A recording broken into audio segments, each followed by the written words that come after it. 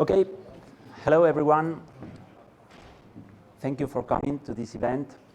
I'm Sergio Romera. I'm sales engineer. We are talking about Postgres and Kubernetes and CloudNativePG. I hope you know a little bit more. I hope you know a little bit about Postgres, about Kubernetes. So today we are going to put everything together to try to deploy a cluster, a Postgres cluster in an environment, in a Kubernetes environment. Okay, I'm Sergio Romera again, working for different companies specialized in databases. So I don't know if you know who we are, who is EDB. Someone? Yeah? Okay, just one person? No? Okay. So EDB is a software company. We are a software company. We have changed our logo today. Okay, this is the old one. This is the old one because today we have changed the logo. And we are a Postgres and artificial intelligence company. We are developing a lot of things for the artificial intelligence. So 20 years in the market, specialized in Postgres architectures, giving support, creating tools, creating in Kubernetes some tools to manage clusters. So a lot of people, a lot of customers too. Today we have created an operator, and this operator is having more and more starts in GitHub. So the trend is in red here.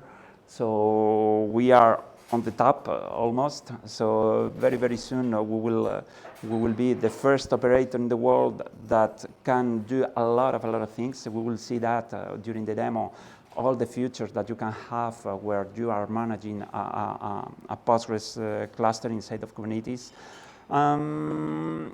We are providing a lot of solutions for different environments, on-prem, a hybrid, or in the cloud, always with the same Postgres. Okay, we have a solution that is called also EDB Postgres that allows you to have many features like TDE, like many other security features, data masking, password management, etc., etc., etc. But today we will be concentrated in a Postgres, the community Postgres. Okay, that will be managed with CloudNativePG, which is CloudNativePG is our solution that can manage Postgres cluster in a Kubernetes environment. So we'll be concentrated in the containers, but you have to know that we can deploy everywhere. So 2 days ago, we announced in the next Nutanix meeting in Barcelona that we are also included in Nutanix. So for people that are using Nutanix, we can manage Postgres databases inside Nutanix. So this is another option that you can deploy with one of our partners.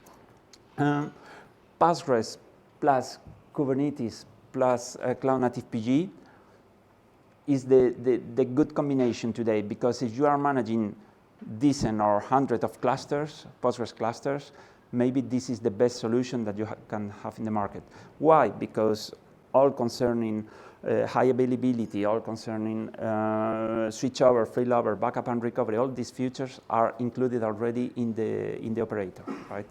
So, and we will see again these features during the demo. I have split the presentation into parts, the presentation and in the demo.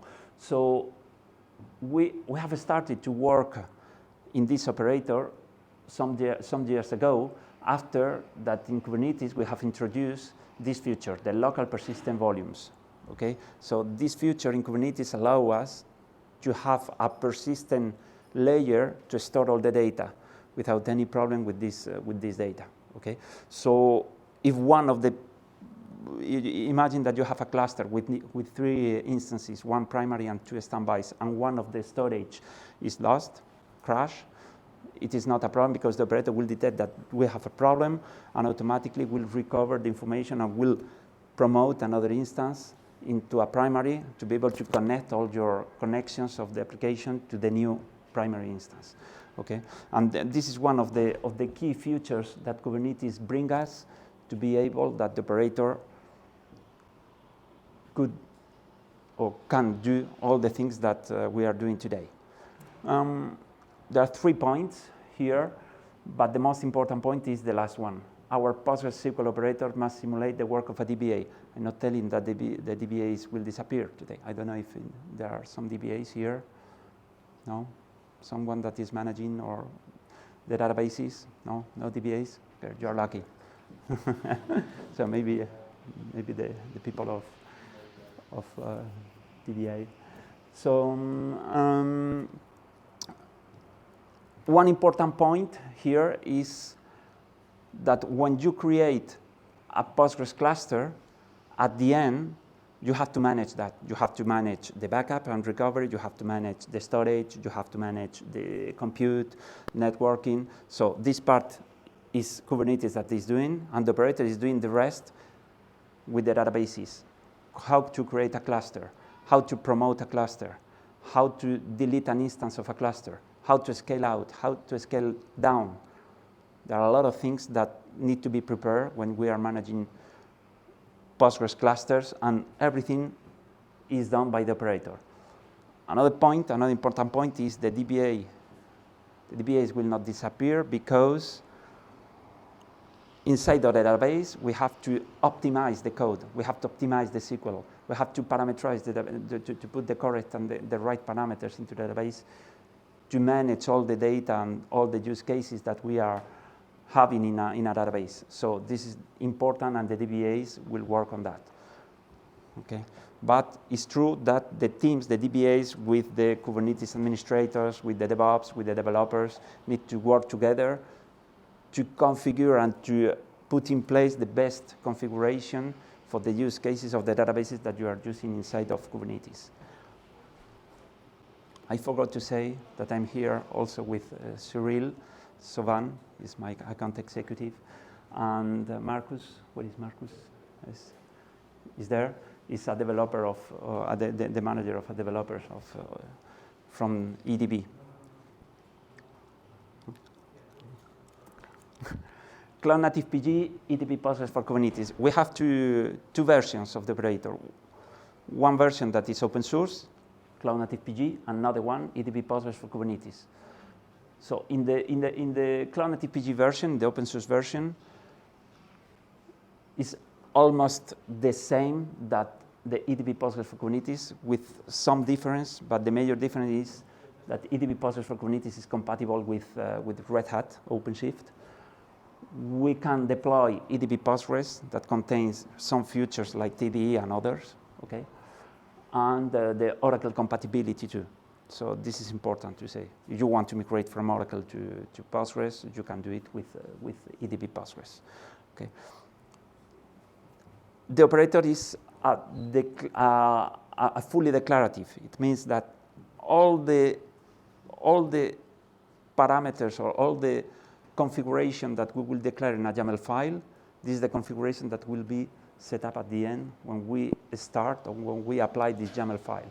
Okay, if you put in the YAML file, I want to have 3 instances, you will have at the end 3 instances. Of course, if everything is working well in your infrastructure, in your network, in your compute, in your storage layer, if everything is working well in this Kubernetes layer, the cluster will be created. No patroning. We are not using patroning. We are not using stateful set resources. We are trusting and we are relying in the Kubernetes APIs, and we are using PVCs, persistent volume claims. Okay. The operator capabilities are in level 5. It means that it is an operator that is in autopilot mode. So it means that if something happens, that the operator will recover or will restore everything at the same point before the crash. So you have an instance that is crashing, automatically the operator will promote another instance, and you will have your data very available. You will have an interruption of service of some seconds, 2, 3, 4 seconds. We'll see that in the demo, if the network works well, I hope. So the features, there are a lot of features that I have put in the list. Some of them, for example, automatic failover, service for read-write and read-only, affinity control, backup and recovery, run updates. Run updates is a nice feature because when the DBAs are doing the run updates or the updates of the platform, I mean, I'm talking about Postgres. I'm not talking about Kubernetes or the operator. It is managed too, but we're going to talk today about Postgres. When we are upgrading the database, in most of the cases, it can be a nightmare for the DBAs because they have to test the platform, they have to download the binaries, they have to do a lot of tests to check that everything is working well, no interruption of service, etc., etc., etc. Today, with the operator, you have just to change the version, apply the file, and that's all. Okay, so this is a very good advantage or a very good feature that we have developed. Fencing and hibernation for debugging, or if you are deploying in the cloud. Imagine that you are deploying in AWS or whatever, in Azure or whatever. You can hibernate your instances. It means that if you have a cluster of 3 instances in dev or in pre-production, during the weekend, you are not using the pre-production environment in most of the cases. So you can hibernate the environment. So instead to have instances, you will have only one, stop it, and when you will come Monday morning, you can restart, and everything will be available again. Okay. Of course, if you have a little database, it will take some seconds because you have to create the other instances of the cluster. If you have a big database, maybe it will take a little bit more of time. OpenShift compatibility, Prometheus exporter. This part is also interesting, Prometheus, because we have developed we are exposing some parameters of the database to Prometheus. So with Prometheus, we can take these parameters and we can have a dashboard with Grafana, for example. We are providing a Grafana dashboard to see what is happening with the database. So this is really cool. Command line interface. Yeah, everything is done with the command line interface. Okay. The first thing to do is to install a plugin. The plugin is called kubectl -cnpg. There are a lot of options, and one of the options is to show the status of the cluster. Okay, so in the status of the cluster, we'll have several topics: cluster summary, certificates, backups, stream replication, instance status. And here, in this example, you can see that we have 3 instances, 1 primary and 2 standby, and everything is working well. Everything is in a healthy status. So we'll see that in some minutes. So, okay, the demo. What we are going to deploy today? We're going to deploy this architecture, okay?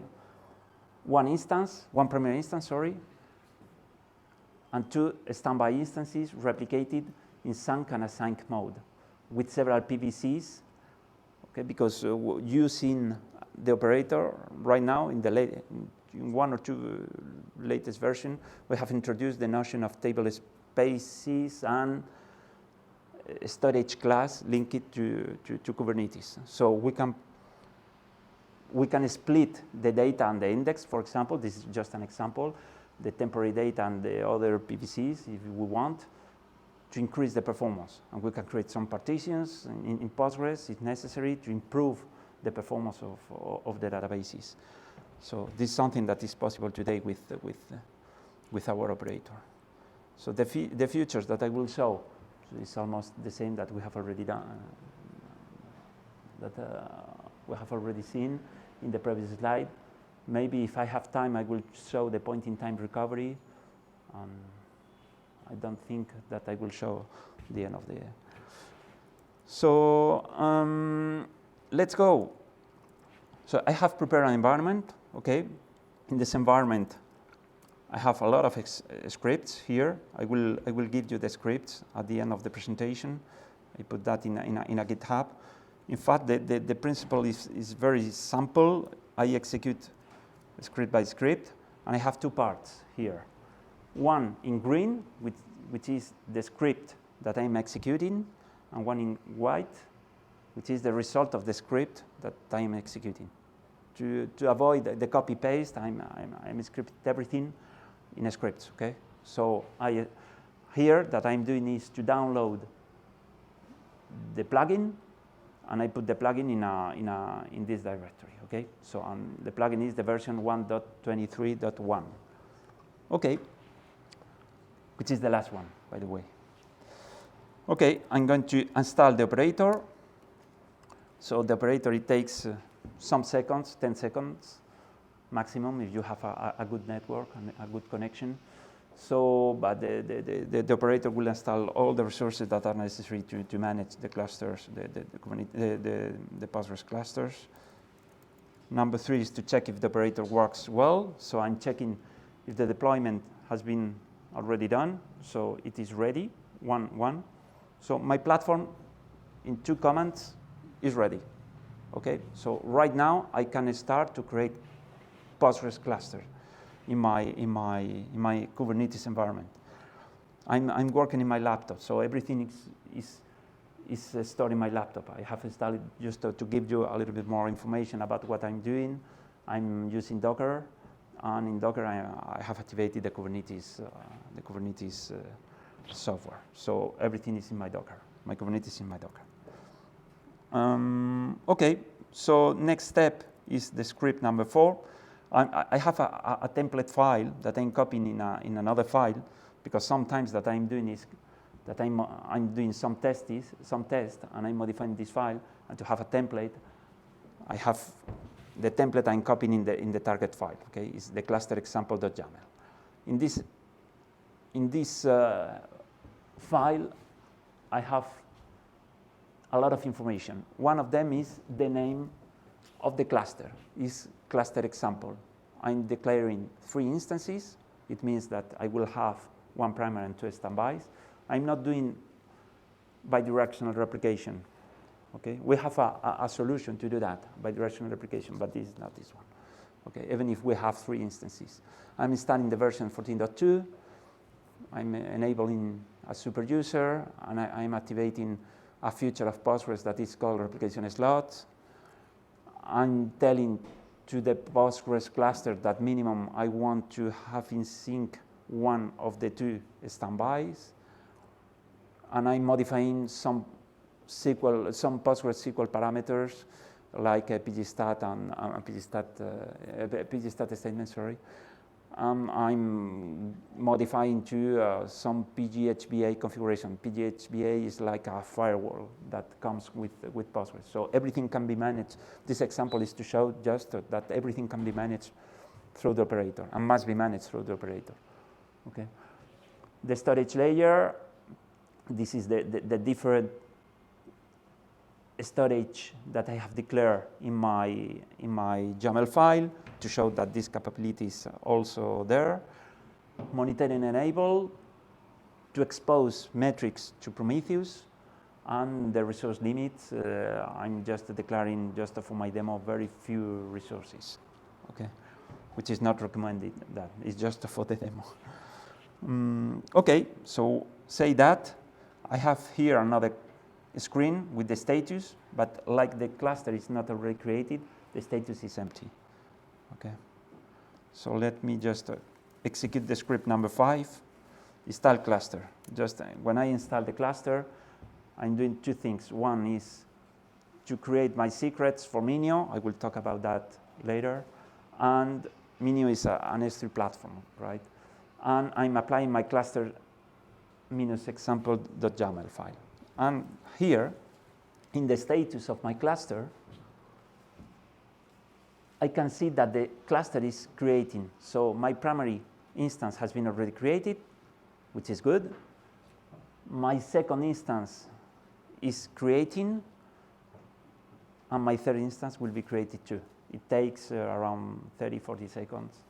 Again, it depends of your laptop or your infrastructure, but in less than 1 minute, everything will be created successfully. Okay.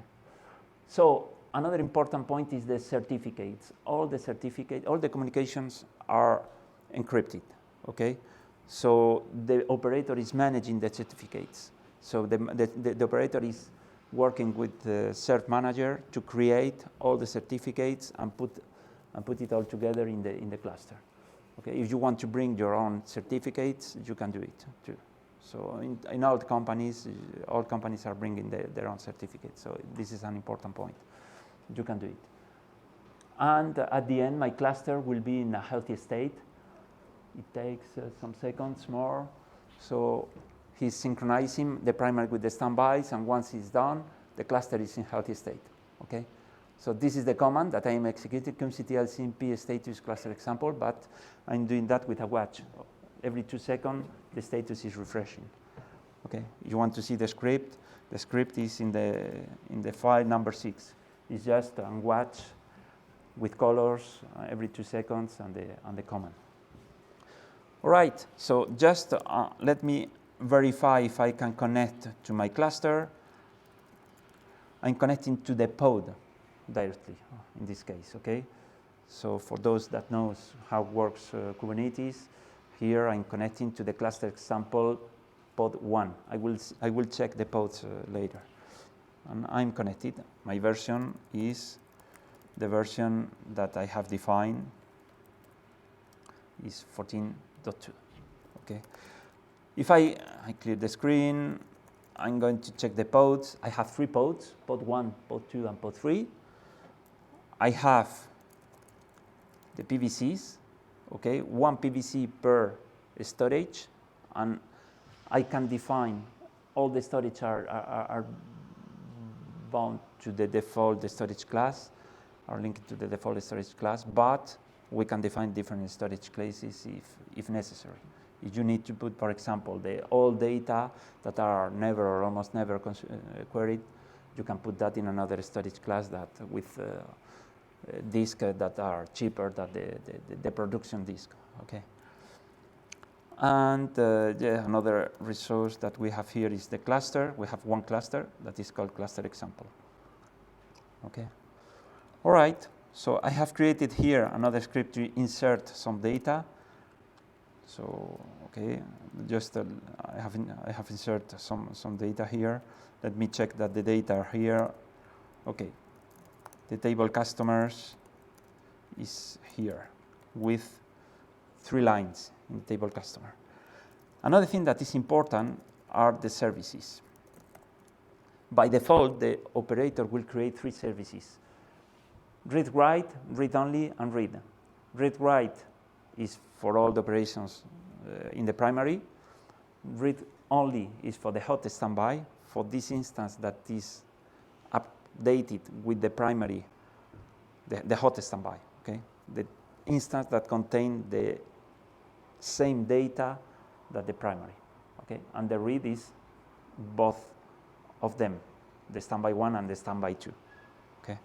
So of course, to connect to the database, you don't have to connect directly to the pod. You have to connect through the service, because if you switch, if your primary, which is the instance number 1, switch, if you put this one, the number 2, as a primary, if you are inserting directly in the pod, you will insert here, and it will fail because a standby cannot be a read-write instance. Okay. Any question so far? Everything is clear? What's the benefits of having like multiple services for read-only and read-writes, whereas like over just having a read-write user, for example? Like you can create several services read-write, and you can create several services read-only. Yeah, and you can, in fact, what is happening here, let me show you. When you create a service, if I describe the service, okay, describe service, for example, cluster read-write. This service is filtered or selected by a role. Every pod has a role. So in this case, like this is the service read-write, we have the role primary. For the read-only, we will have the role replicate or replica. Let me just check. The pod role is instance. Okay. So you can create several services to go to your cluster. This is very useful because if you want to migrate from one version to another, you have your application that is connected to a service. You can create a replica of this instance, and you can create another service with the same name, no, because it exists already, but you can create another service and your application, you can put your application in the new service to point to the new instance. Okay. Okay, script number 8. A promote. What is a promote? A promote is the action to switch the primary from one instance to another one. So by default, the primary is the number 1, but if you want to do some maintenance task in the node that is in which is stored the primary instance, you have to switch the node, the primary node, to avoid to have problems with your application, right? So the idea is to switch before to do the maintenance task. So you can do that, and to do that, I execute the script number 8. Before to execute, you will see that here the primary will switch to the number 2 because I'm promoting the number 2, and the cluster will be unavailable during 3, 4, 5 seconds. Okay, so let me test. Okay, oops, sorry.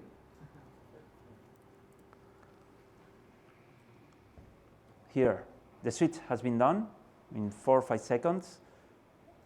And at this moment, the application can continue to write in the primary, which is the number 2, but doesn't matter because it is transparent. In a normal usage, you don't need to put your connection to this or this instance. Okay. Is clear? Okay. Perfect. Script number 9. Let me show you the script number 9. In this script, we are doing a lot of things, a lot of interesting things. So the first good thing is that we are going to do a minor upgrade from 14.2 to 14.5, right? So the upgrade will be done automatically by the operator. You don't need to download something to check or test. Everything will be done by the operator. And the other important thing is you can do that at the beginning, but I'm doing that step by step to show you how it works. You can configure the backup section, okay? And here I'm using an S3 platform that is called Minio, just to let me show you this platform before to execute the script. I'm going to delete because I've done some tests before to be sure that everything is working well. Let me just delete that. Okay, there is a bucket here that is called CNP. If the bucket doesn't exist, the cluster will create that for you. And all the walls are the logs of the database, and all the backups will be stored automatically in the Minio platform, in the object storage. Okay, once I will execute this script. Okay, I'm going to execute it. Script number 9.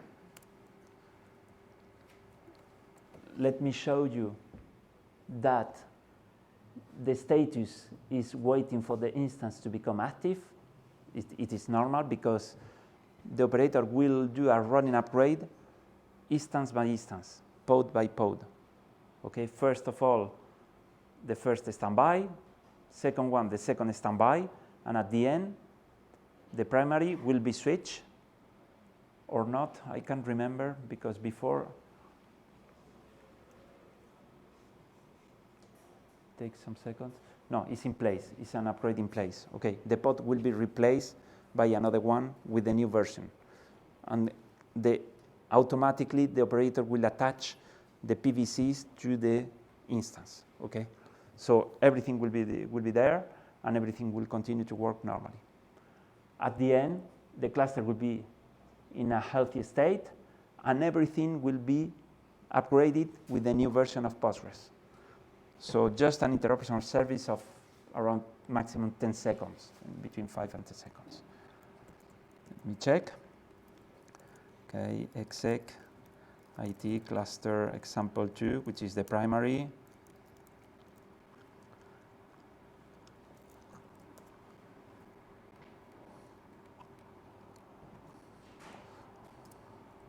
The tables are already here. Customer. Okay, test 1, test 2, and test 3. If I create a new table, create table Meetup, Meetup, integer. Okay, the table will be here. Okay, the table Meetup is here. Let me do a test. We have talked about services.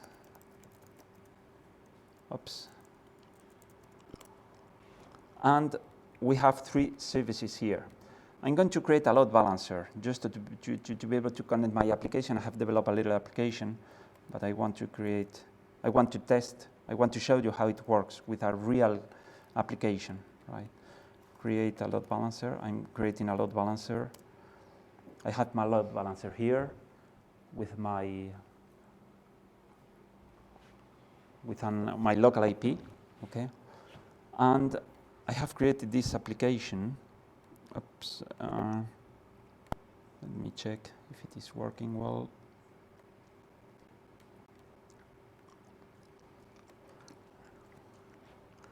I have to change something. Let me just a second.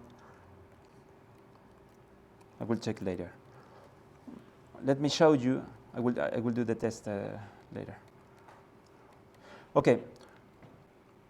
Do you remember that I deleted all the data that was in the object storage? Now, because I have configured in my cluster the backup option, all the walls, all the logs of the database will be stored in the object storage. Okay, so all the logs are here. If I do a backup, the backup will be stored here in my cluster example directory. Let me just do a test from a backup. I'm doing a backup. Again, the backup is very, very simple. Just a YAML to say, okay, I want to do a backup from my cluster example, and the backup, I'm going to name the backup with this name, backup test. Okay, I verify if the backup is working well, backup completed. If I refresh, I will have my backup here, okay? This is the name that Barman is the tool, the backup tool that is used inside of the operator to do the backups. Okay, it's an open source backup. It's an open source tool. Okay, and with this tool, we are doing all the backups from all the clusters that are created. Okay, just I would like to do. Let me just take this IP. Oops.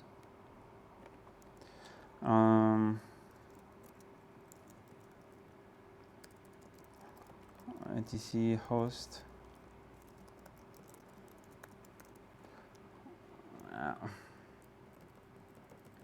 Because my application is connecting to test app server, okay, and I am in a different network.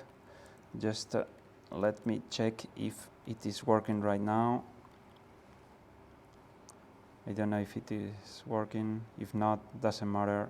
Doesn't matter. Okay.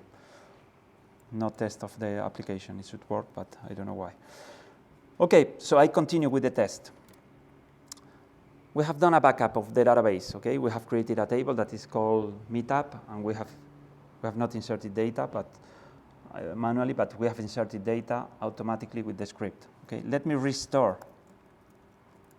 I'm going to restore with the script number 12, and the restore. What is the restore? The restore is just I'm calling a YAML file, which is called restore.yaml, that will create another instance, call it cluster restore, with one instance in this time, with the version 14.5, with all the same storage, and I will create from the backup test. Okay, so the backup that I have already done, I'm going to take this backup and I'm going to restore the information in another cluster. At this moment, we have just one cluster. And after the execution of the script number 12, we will have 2 clusters. Okay, the cluster number, the cluster restore, and the cluster cluster example. It takes several seconds, and at the end, once this cluster will be created, we'll have all the information restored in this cluster. Okay, get pod. Here we can follow the status of the creation of the cluster, and the pods can be okay. Everything has been restored. If I connect to cluster restore 1 pSQL, here we will have the tables that we have created before, included the table Meetup. Okay, and all the data from table test or table customer, sorry, oops, will be there. Okay, I have just 3 minutes more. Just the last feature that I want to show is how to do and scale out. So at this moment I have 3 instances, but imagine that you have a lot of workloads that are coming or that will come. So you need in read-only mode more instances. You can scale out, and it's very easy because it's just a command to scale out, okay, or scale down. I'm scaling out, and I will have 4 instances, 3 standbys and 1 primary at the end of the execution of the script. Any questions so far? Perfect. So just if I summarize this presentation, we learned how Postgres works in Kubernetes, how can we deploy a cluster in Kubernetes within some typical architectures with 1 primary and 2 standbys. Of course, you can have for the dev environments, you can have just 1 instance or 2 instances or 3 or 5, as many instances you want. I demonstrate how the operator can be installed and used production ready. This is important because we have a lot of customers that are using this infrastructure in OpenShift, in Kubernetes, and in the cloud, in the cloud services that exist today, AKS, Google Cloud Service, etc.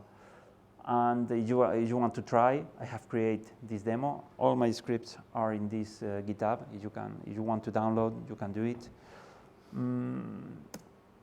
Cyril add this slide at the end 5 minutes ago, 5 minutes before the meeting, just to tell you that if you want to win a ticket for the Switch Postgres Day, you can take the QR code and you can participate in our raffle.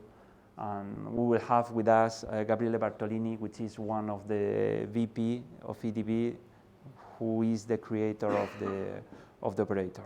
So if you want to participate, if you want to go to the Postgres Day, you can have maybe a chance to win a ticket. So that's all for me. I think I'm in time. Any other question? No? Perfect. Thank you very much.